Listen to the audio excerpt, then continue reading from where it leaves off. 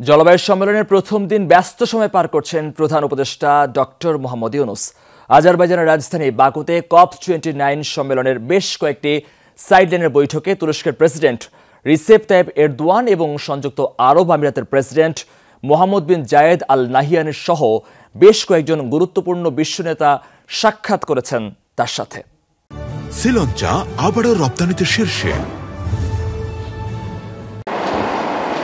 বিশ্বের যেসব দেশ জলবায়ু পরিবর্তনের ফলে বেশি ক্ষতিগ্রস্ত তার মধ্যে বাংলাদেশ অন্যতম, কিন্তু ক্ষতির শিকার দেশগুলোকে 4 ভাগের 1 ভাগেরও ক্ষতিপূরণ দেওয়া হচ্ছে না।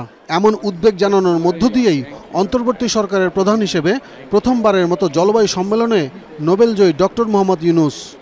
প্রফেসর ইউনূস সবাইকে ডেকে বলেছেন যে যাতে আমাদের এই যে আমাদের যে পুরো এফার্টটা যাতে পুট আপ করি, যাতে সবাই মিলে আমাদের ডিমান্ডটা যাতে ফাইনাল ডিক্লারেশনে আসে।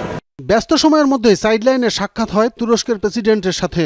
অধ্যাপক ডক্টর ইউনূসকে তুরস্ক সফরের আমন্ত্রণ জানানোর পাশাপাশি সমৃদ্ধ বাংলাদেশ গড়তে এবং চলমান সংস্কার প্রক্রিয়া এগিয়ে নিতে সম্ভাব্য সব ধরনের সহযোগিতার প্রতিশ্রুতি দেন বিশ্বের অন্যতম প্রভাবশালী এই রাষ্ট্রপ্রধান। গ্লোবাল নর্থের মধ্যে আমরা এমন সব লিডারের উত্থান দেখছি যারা আসলে ক্লাইমেট চেঞ্জ যে একটা হচ্ছে, পৃথিবী যে একটা ভয়াবহ রকমের একটা বিপর্যয়ের মুখে, তারা সেটা সরাসরি অস্বীকার করছে। অধ্যাপক ইউনূস তুরস্কের প্রেসিডেন্ট ও ফার্স্ট লেডিকে বাংলাদেশ সফরের আমন্ত্রণও জানিয়েছেন সাইডলাইন সাক্ষাতে।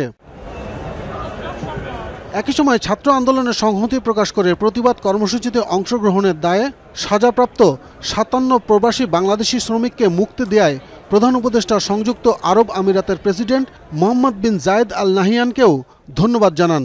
আমাদের তরফ থেকে দেখা যাচ্ছে যে আমরা ইনভেস্ট করছি প্রায় $3 বিলিয়ন, তো আমার ক্ষতির শিকার হচ্ছে $11.5-12 বিলিয়ন। তো সেই জায়গায় আমার $8-8.5 বিলিয়ন মতো একটা গ্যাপ থেকে যাচ্ছে। তো এই টাকাটা আসবে কোত্থেকে? আমি তো প্রচুর রিচ কান্ট্রি না।